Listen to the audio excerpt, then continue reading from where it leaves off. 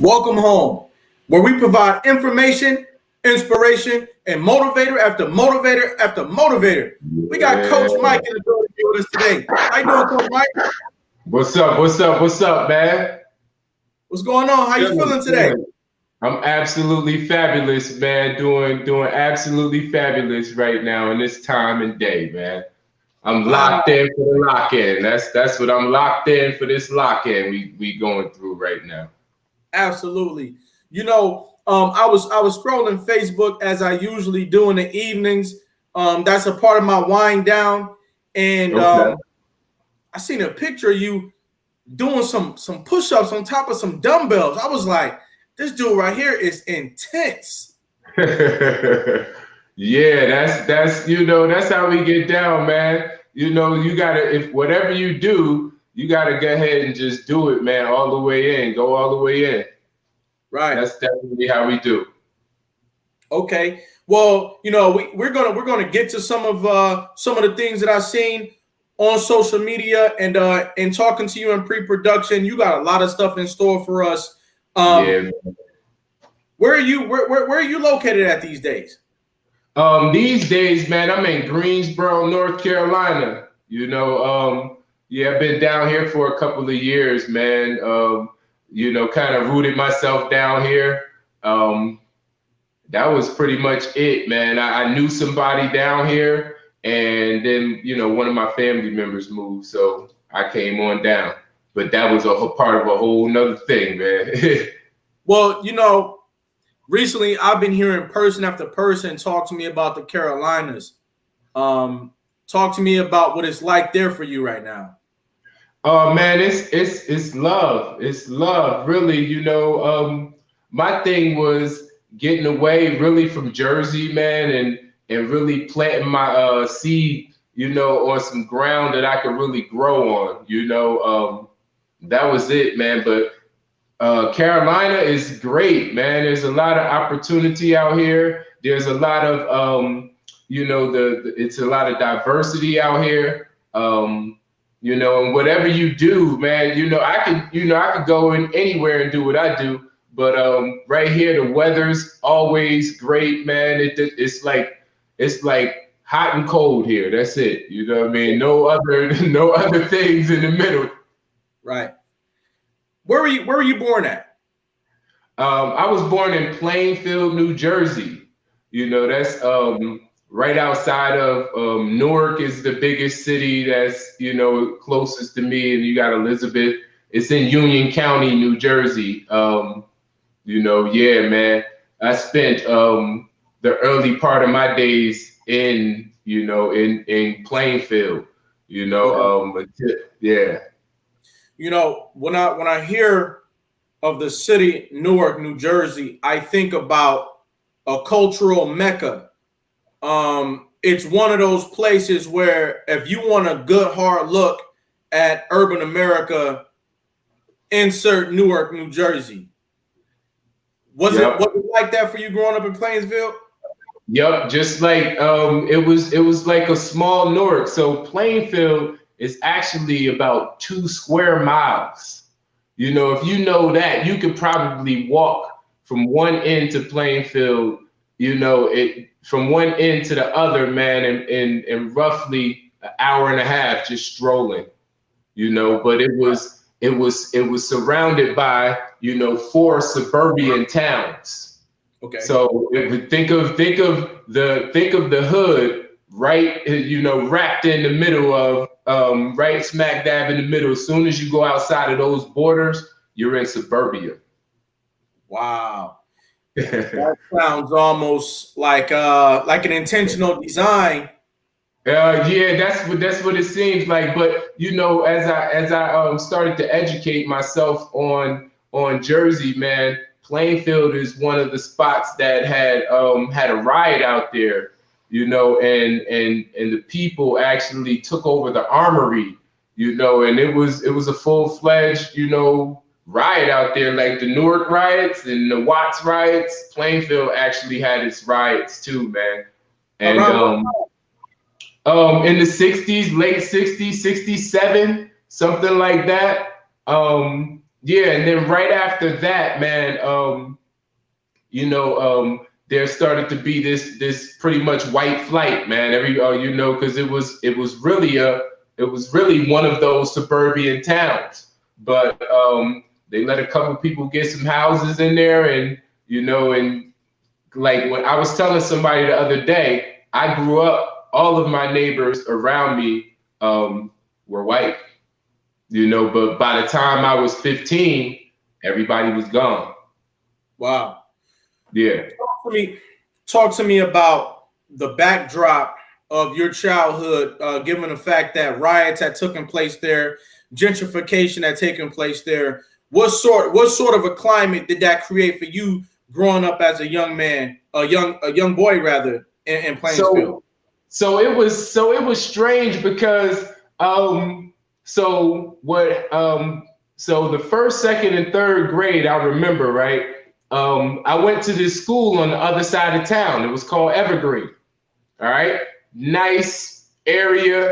Everything was great.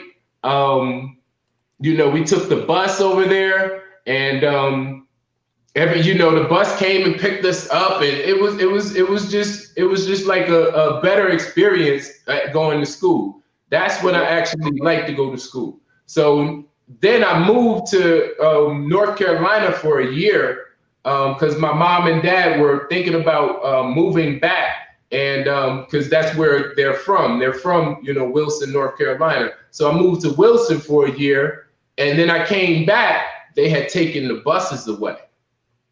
So then I was forced to go to school around the corner, which was, that led to a lot of the bad decisions, man, that I started to rock with, and I started to create habits. If you can, what do you mean when you say they started taking the buses away? They took the buses away. What do you mean by that? So when we came back, so we were riding the bus, first, second, and third grade. I got two older brothers. And when I went to North Carolina and did a year there in school and then came back, there was no more bus system. So we had to walk to school then. So, and there was a school around the corner from my house that I really never even knew that was there. Right. Because, as a little kid, I wasn't walking all around, but I came back and I went to this school. It was called Washington School. And that's where I learned a whole lot of things, man, that was detrimental to, my growing up, my thought process, because I was always a bigger kid, but, I was young, and the bigger kids, they thought I was, their age. So they put me on the things that, they were doing. So, Right. for youth, man, I started skipping school in about the 5th grade. Well, at this point, I'm looking at it like you lived through some of the years that produced my generation. And Oh so, yeah. yeah, so I would like to hand you the paintbrush, and I want you to talk to me about how you were coerced and influenced to make some of the decisions that you began to make in the 5th grade. I mean, were you walking down the street, somebody tripped you, you got up like, hey, what happened? I mean, how did it all take place? Yeah. So the people that I was going to school with, they were really like kids from the lower income, area, and it was really project kids and kids who live with a lot of kids. Right. So it was a low income area, and I started, hanging out with the guys who would later become like the drug dealers of the town. So I guess they had gotten bad habits. So I was, at that point, I think you were, I what was young. happened was I just got coerced into that, man. It was cutting school. I thought I was going to be an MC. I mean, for a long time. So we would cut school, man, in the 5th grade and go, just dig through records. Or we would cut school, and if any other little girls would have cut school, we just cut school and giggle and laugh with them all day, stuff like that, man. But it seemed so easy. Right. Who are y'all listening to? Who are y'all listening to in terms of hip hop or soul music at the time? Oh man, it was a lot of, so that was, if that was 82, that was about 82, 83, man. That was the, hip hop had just came on the scene. So we had the Grandmaster Flash, we had, Curtis Blow. That's around time Run DMC was popping. So, we vibe with them. Mm-hmm. Okay. And where were your parents? What did they do for a living? How were you managing to skip school? Yeah, so my parents, right? So as I look back, man, I did a lot of digging these last past couple of years, man, to the point where I had to try to understand why I did the things that I did and where it came from. So my dad actually was considered pretty smart, but only had maybe an eighth or ninth grade education. And my mom, she was, they had kids early, so she was young. She didn't know, that she was sent me off to school. So, why why would I not go to school? So they never really checked on school. And what I realized is that one of the core values that my mother and father did not place in me was education. So it wasn't a core value. So they didn't really think, as long as I wasn't getting brought home in the cop car, that's how I felt. Right. Right. In other words, the number one thing that I'm raising you around is not going to be school. It might be a lot of other stuff. Oh yeah. I'm not drilling you about what happened at school and every hour of that day. Nah, it's more, so dig deeper into the story. My brother, he was into getting in trouble. So their eye was kind of like on him. Mhm. And I was, getting away with pretty much whatever, man. I was, skipping school, man. I had my first cup of, brew and all of that stuff, man, back in probably seventh grade, man, seventh grade, because I skipped school all the way through. Like from fifth grade, I just skipped school because I really didn't. Yeah, yeah, it's really crazy, man. So you had your first cup of beer outside probably in the seventh grade. Oh yeah, oh yeah. Had first cup of beer outside, man. And that's another thing, man. Like my dad drank, so it was okay. Like it wasn't going to hurt me. It was just not for me. He never said, "Here, drink," but he never discouraged me from drinking. You Yeah, know, yeah. so Can you talk to us about, because you're educating us today, you're schooling us on realities that have been taking place as at oh least yeah. in the early 80s. So I'm totally into this story right now. Can you talk to me about the grip, and the jungle? That's the streets. When you look out your window, some people just see a regular, ordinary neighborhood. But for you, you saw all types of traps and snares and strongholds. Can you talk about those? So, I got an interesting story about how I came to start selling crack at like 14, at once Whoa, I was whoa, about eighth grade. whoa. Go ahead, brother. Go ahead.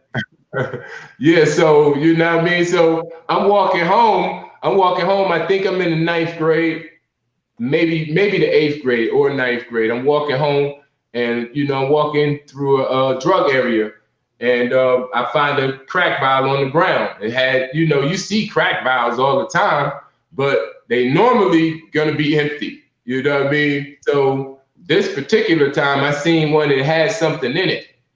So I pick the crack vial up, I look around, and I walk off with it, and I have it for about 3 days because I knew what it was worth. And because I see the people around, that's selling. And so one day I'm walking and I'm coming home by myself, and I seen this lady that I knew smoke crack. And so I walk, I'm walking, and she's looking at me, and I'm looking at her, and she said, "You got it?" And I was like, "Yeah, I got it." She was Why did she like, ask you that? Why did she "Hmm?" ask? Why did she ask you if you had it? Because I was in the area and we made eye contact. That eye contact is something, up top, man, not a lot of contact goes on unless there is something happening. Right. If you ever been to New York City and you look at someone in the face, first thing they're going to ask you is, what are you looking at? Right. You know what I mean? Really, especially if you go to certain parts, it's really no eye contact unless there's something, a transaction gonna happen, or some type of connection is gonna happen. Right. And that's what I learned about eye contact, man. If you want something to happen, you get that eye contact, man. You can get across to a person. But she made the eye contact, and I was looking, like I wanted to sell her something, I guess, and so I went over there, and I think she had about $8 or $9, and I was like, all right, that's cool. I took that money, and from there, man, I got a rush, such a rush of, doing something illegal, doing something that was rebellious and not getting caught. And that was probably one of the worst things that ever happened to me. But the best things that ever happened to me too. Absolutely. I want to put a microscope on this portion of the story right here, because we need to raise awareness that the young kids that we're sending out of our houses to go to school, on their way to school, and I'm talking about urban, I'm talking about in urban America for the most part. While these things can happen anywhere, your child, your 13-year-old baby, could be walking past crack needles, crack vials. Somebody might be asking them if they have it. It almost sounds like in your era, especially, but this still happens today, that you've got to be trying not to sell drugs. You got to be trying not to come across a gun. You got to be trying not to drink alcohol as an early teenager. You got to be trying not to get involved in your first robbery, because when these babies walk the streets, there are invitations to drugs, guns, and violence.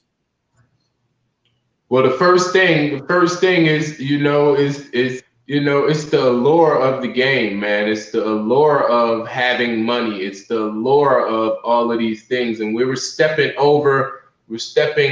and we're walking down the street, and we're stepping over things, man, that are illegal, man. It's really, really tough. I have a 14-year-old nephew that lives in Newark right now.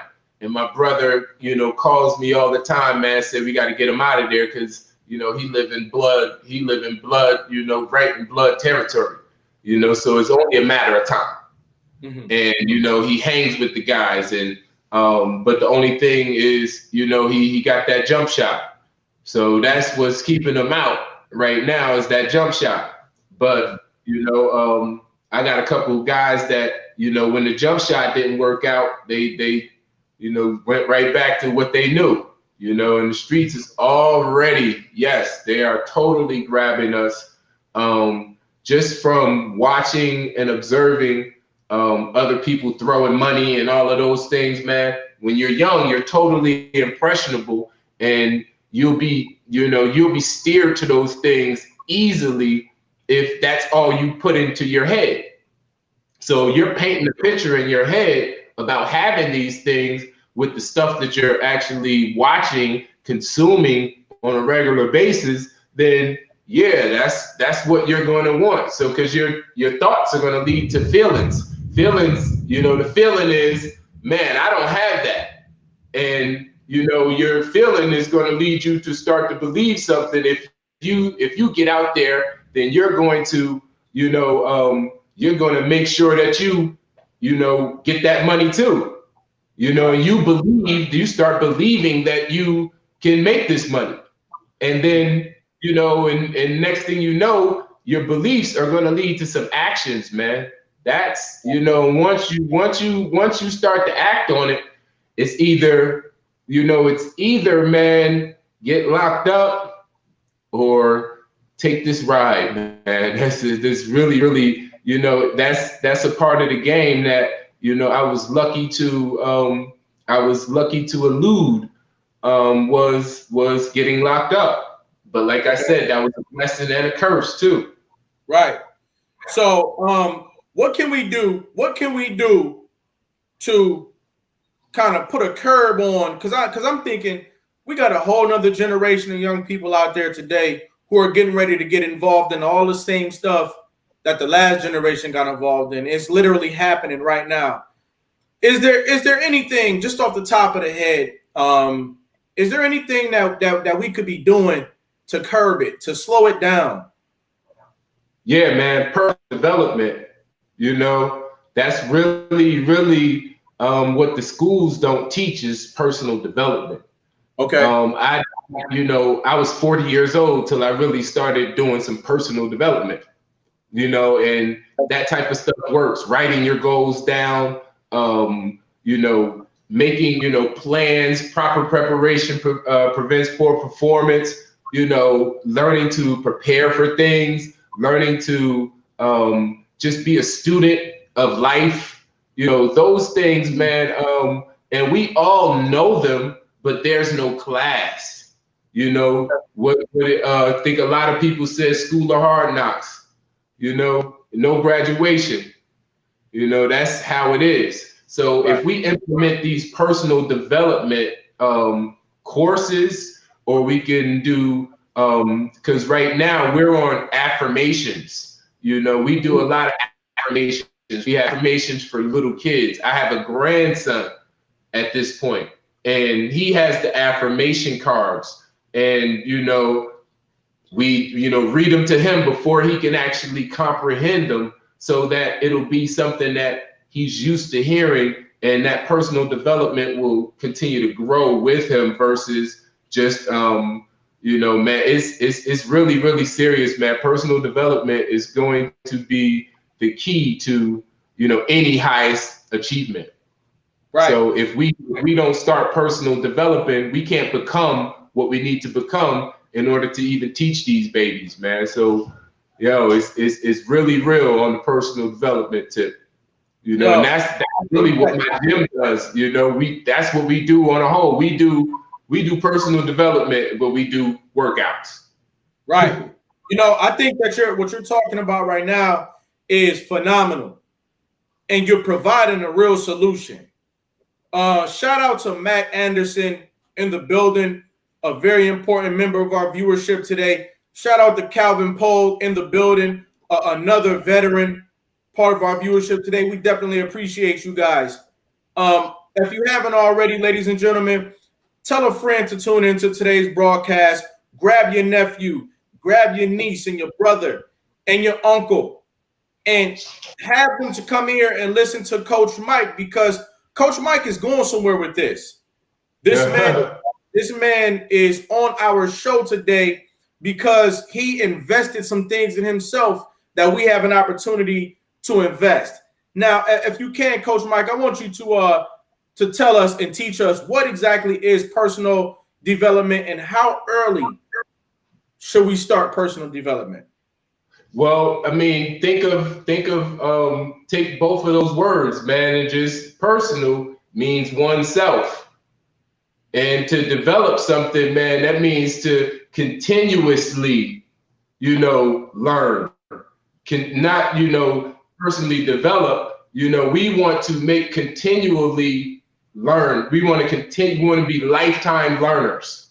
All right. And when you start that early, it doesn't matter. Right now, my son, because I taught him some management skills about his life, he's doing what he loves to do. He doesn't have a job. He owns a football team, and he's about to open a facility. So you have to become a learner. But we as parents or OGs or older people, we have to become teachers, man. But the only way we teach is if we actually go and become those things ourselves, man. So right now we're teaching on action right now. Everyday action will build up persistence. All right. So every time we have a great success, it's a triumph, over fear.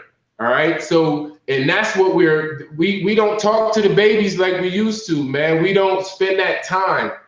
We have to become, man. That's what we really have to do, is become those things that we want to see. We become the change that we want to see. So if we want that personal development, it can start from, like I said, from the cradle. But if we grab these kids at 9 and 10, man, and give them something to do, give them some books that are actually going to teach them some gems about life, because these kids got the books on smash. They know how to pass classes and still not know nothing. So wow. We have to, so right now, what we're studying is cards like this, man. That's the thing that you say that to myself. If I affirm that to myself, I'm going to start to believe it, because it becomes a habit in my life. All right. So we need to make all of these beliefs and our values habits, man. If we say we value family, it has to become a habit that you get them to do personal development, or that you spend time with them, making sure, man. Because like I said, man, when I was coming up, my parents didn't value education, man, and I was lucky, really, that I knew how to cling to. I knew how to make it, man, and that was pretty much it, man. I just had to figure it out, all of them. And then my dad died when I was 19 years old. So, from that, it was just, all right, I hit the streets running then. Yeah. And I had nobody to tell me no. So right. Personal development would have allowed for me to, I didn't even realize how to get into college. And I was, in the 11th grade. I didn't know how. I thought if I played basketball well enough that some college would just come and I didn't know what the process was. But my uncle was All-American in 2 sports. Mm-hmm. And he said he was the same way. So our value system wasn't education.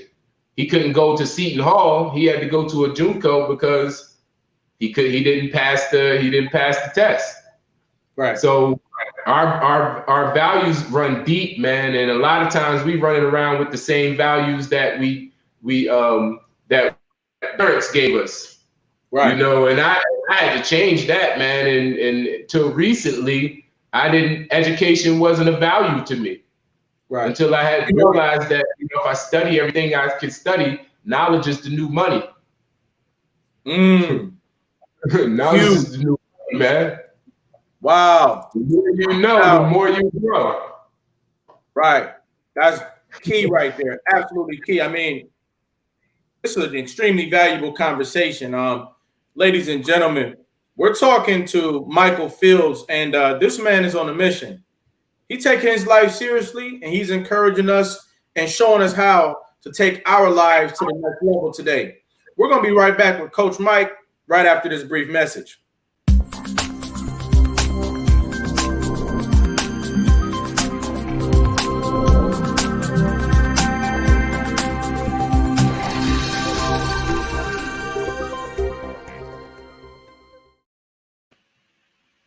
America's Next Motivator. Monday, Wednesday, and Friday at 5 p.m. Eastern. Tuesday and Thursday at 10 a.m. Eastern. America's Next Motivator. Hosted by me, Cedric Riley, and sponsored by the Pride Empowerment Network.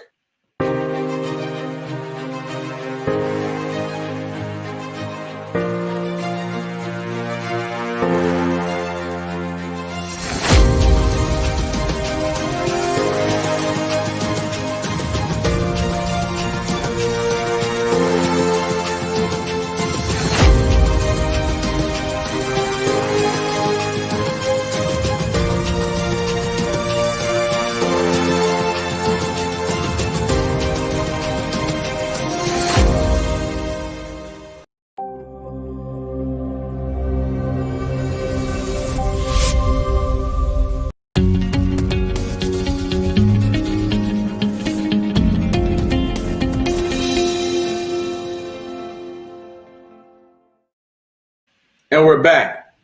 Coach Mike, how you feeling out there? Absolutely.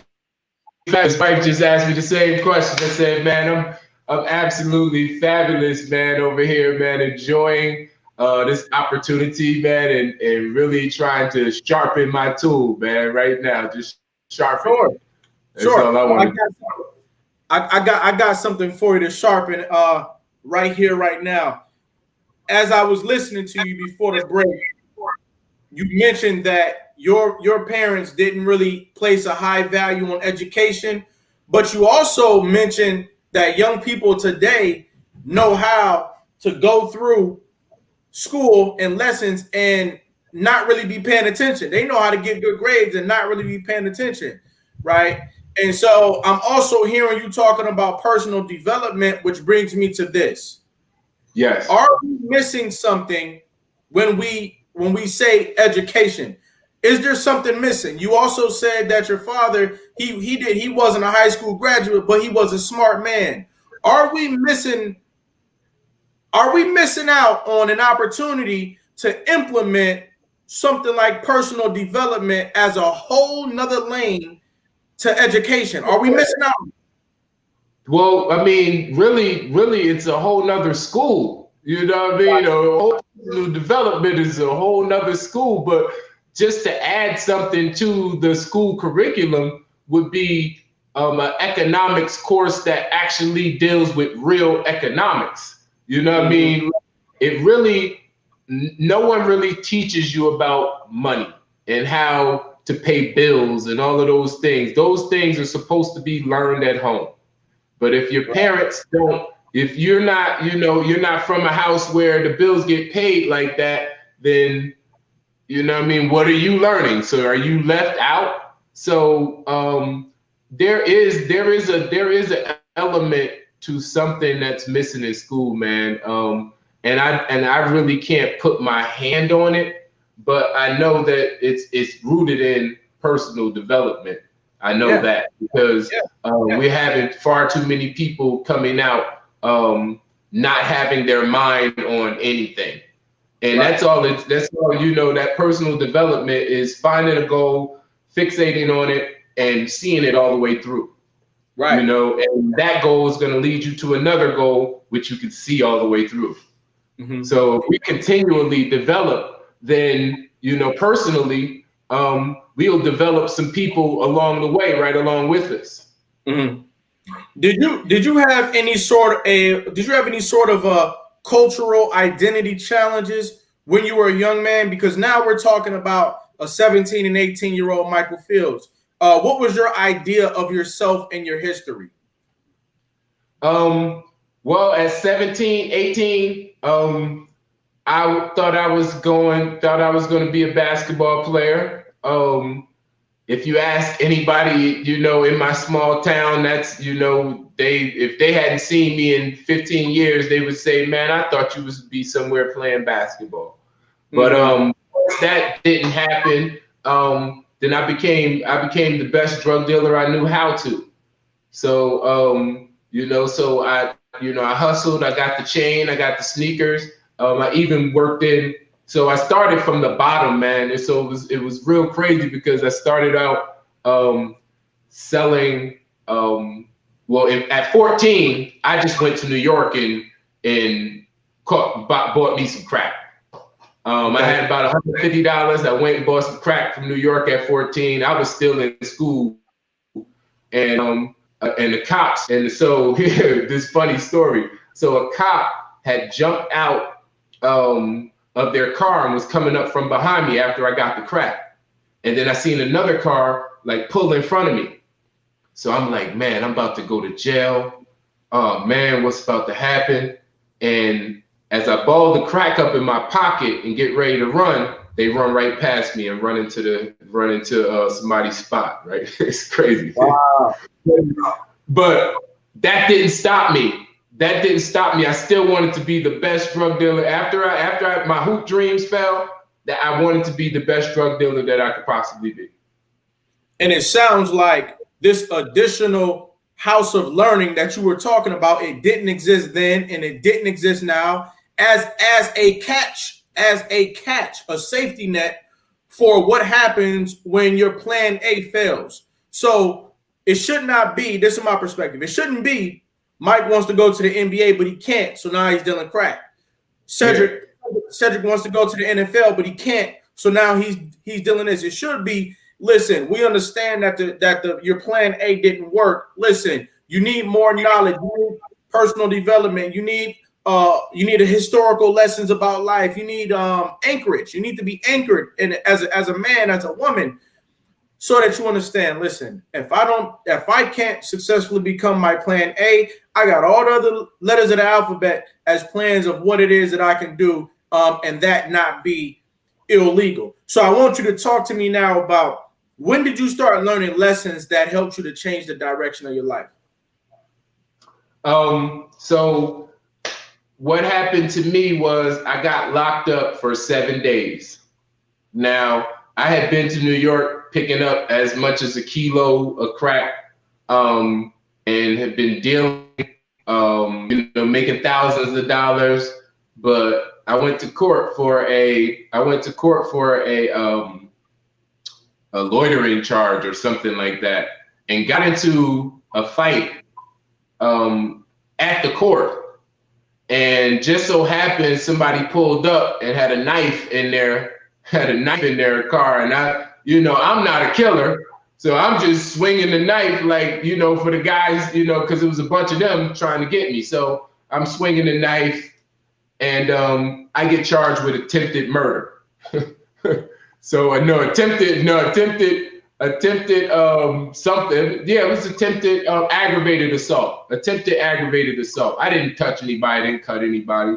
So they sent me so I had been locked up countless times before, but I had never made it to the county jail. And this time I had to go to the county jail. So I get locked up for those 7 days. The first 2, I was all right. Last 5, I was like, okay, I know exactly what I need to do.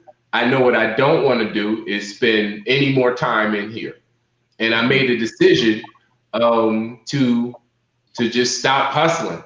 And at this point, my son was maybe 1 or 2, and I was pretty, good in the game.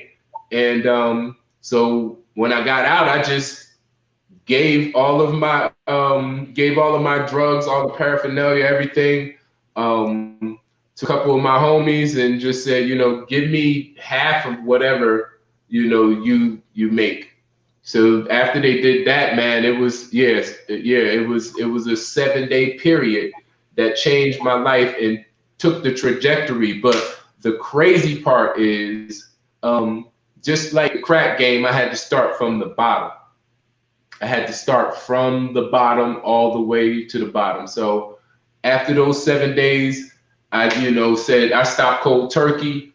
I ended up coming to Greensboro, North Carolina. So first, I started writing down my goals, what I wanted to do. So once I did that, I came to North Carolina, and I got a job.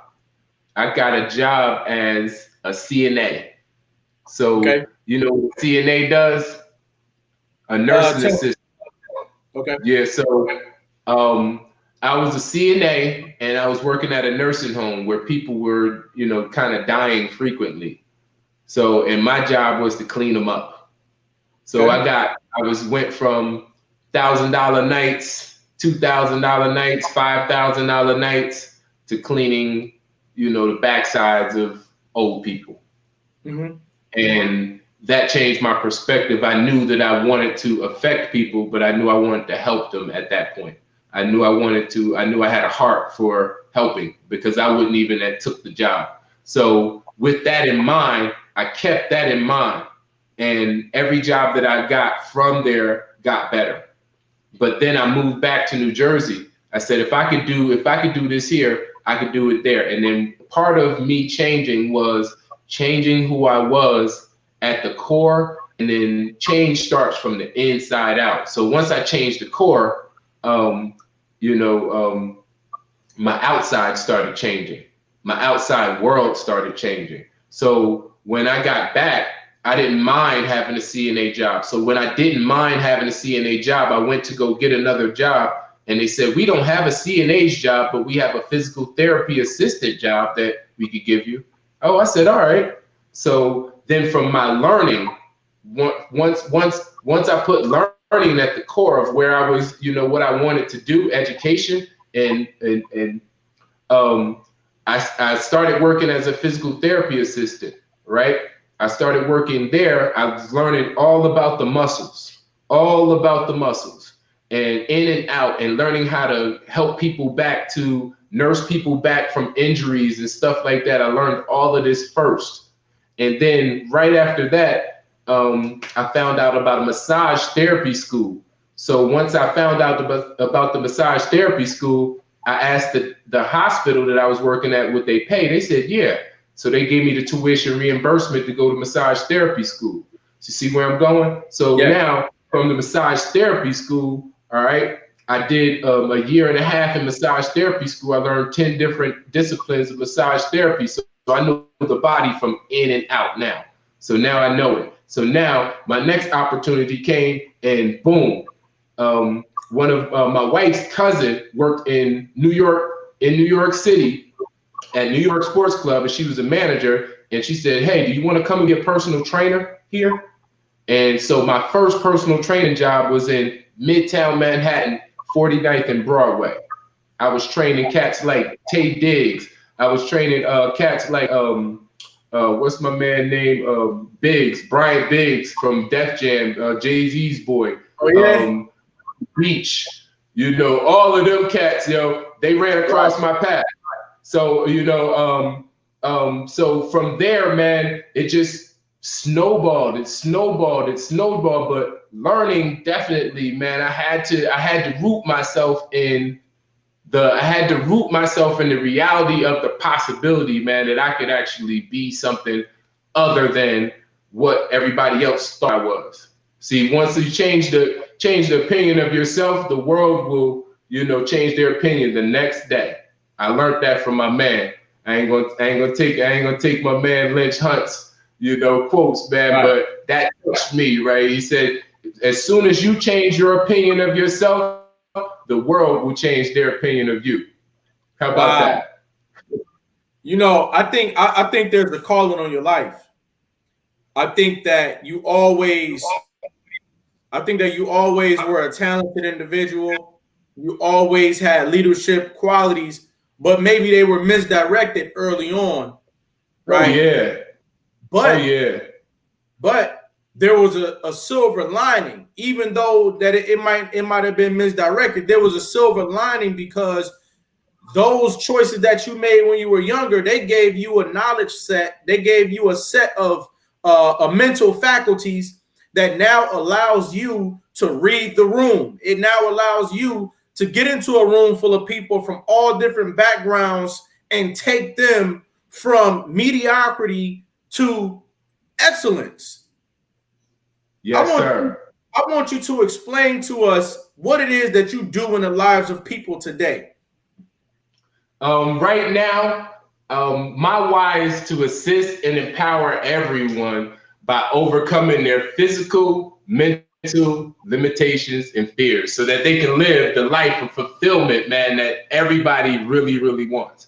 So that's in a nutshell, that's what I do. I get these people, and like I said, the limitations and fears, man, a lot of times we talked about, that's been my why for, let's say 5 or 6 years, right? But only in the last 2 years have I had to actually become that person that that can actually assist and empower somebody who had an injury, because I never had an injury. All right. Mm-hmm. And I never been fat. So I didn't know how to overcome anything. So in the last 3 years, I moved into a house, right? That February. By that May, I had cut the tendon in my toe. So I was down. Cut the tendon in my toe, was out 6 months, had to come back around. The next year, around that time, I tore my quad tendon. Oh. All right. In the other leg. So the meat off the bone, everything, I had to get screws and wire and everything. And so guess what I had to do? I had to become the person that knew how to assist and empower somebody who had physical limitations and mental limitations, because my job was to get back up on the box that I fell off of. All right. So I was box jumping and got cocky and tried to do it with one leg. And I got hurt. So my thing was, I can't let this box win. So I get back up there within that time period of healing, man. I jumped back on that 30-inch box in about 6 to 8 months later, 4 or 5 months ahead of time. So, it's really, really, I had to become that. I had to become all of those things that my why is about.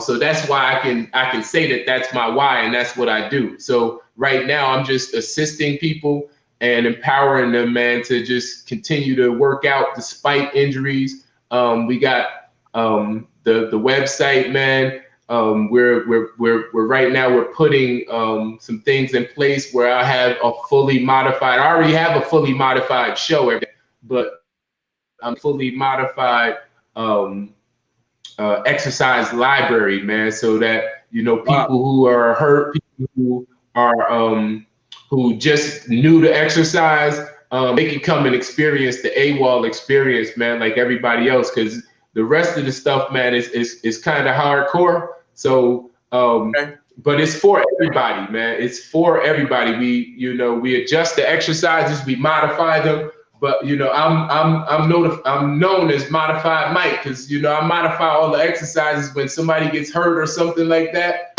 Boom, I got you, man.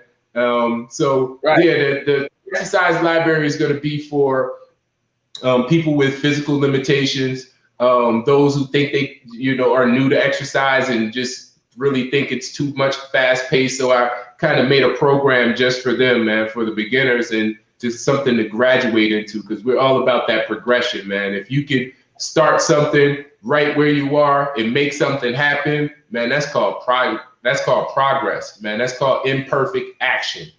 All we need is action, man. I don't care if it's imperfect, perfect, regular, irregular.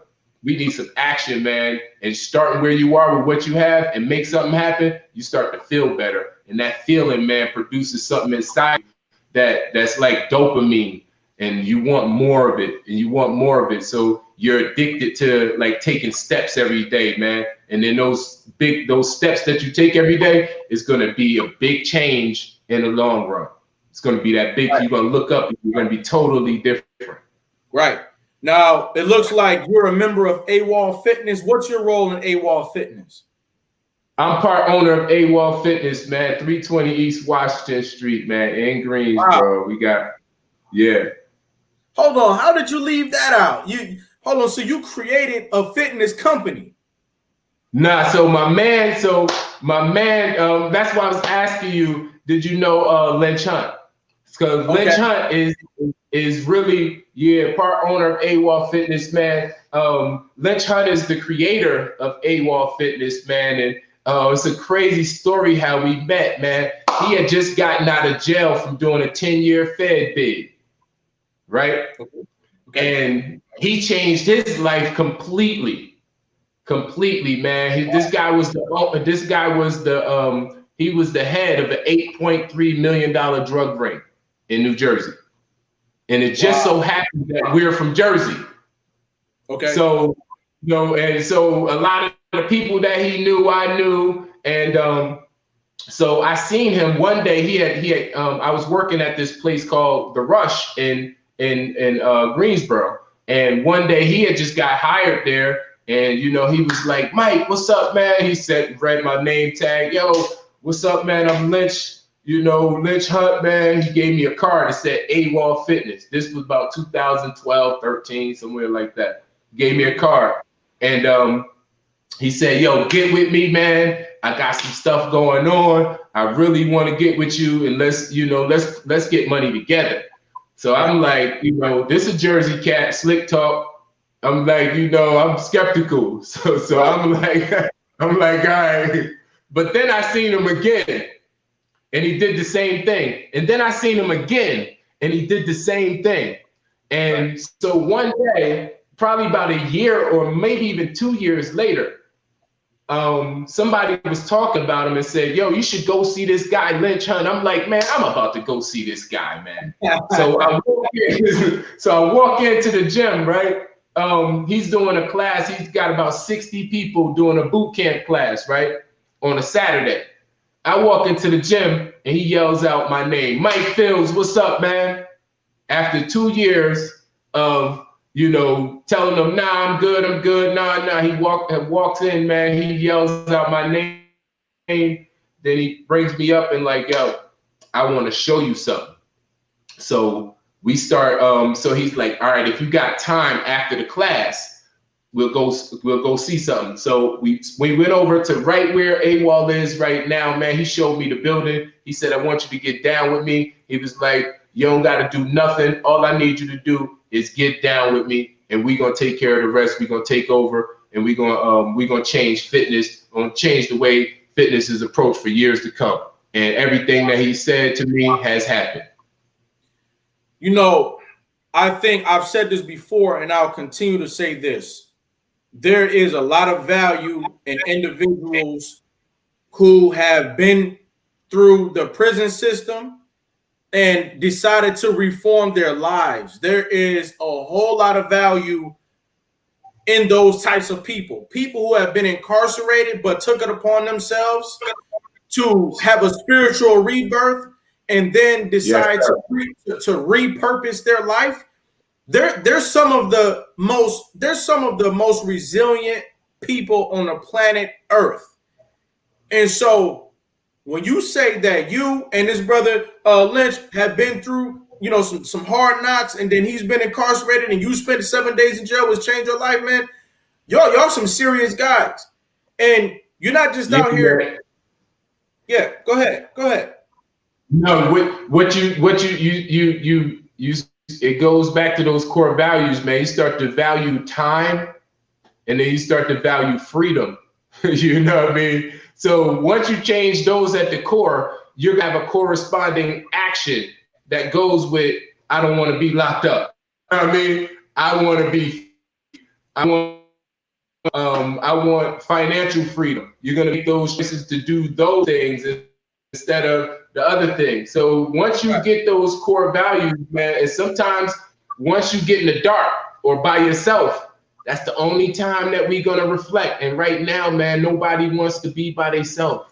Nobody wants to get by themselves and really study who they are and where they came from and all of those things, man. People just don't want to do it because they're good where they are. All right. But when they realize they're not good where they are, then they stuck.